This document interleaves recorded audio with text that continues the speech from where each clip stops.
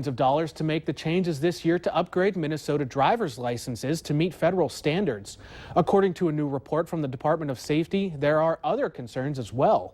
We've told you in the past that if Minnesota doesn't get up to code with the enhanced driver's licenses, people may not be able to use what's issued for travel.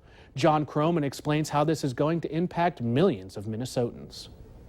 The hope is that they would take that into consideration and potentially grant that extension. DPS Commissioner Mona Doman told lawmakers the startup cost for the Real ID compliant driver's license system would be up to $5 million, depending on when it happens. One lawmaker wants it to be rolling by October. To be fair to our citizens in our state, we need to give assurances that they will be able to continue to fly commercially, and that is the best route in order for that to happen. Many of the questions at today's hearing concern privacy and whether personal data will be shared with other states. We don't share data. We simply provide data and get a message back if that data is appropriate, accurate, or if there's any issues with that. Now, Minnesota may continue to issue regular driver's licenses after Real ID, but they'd be stamped not for federal purposes. This thing used to just be a piece of paper without even a picture on it.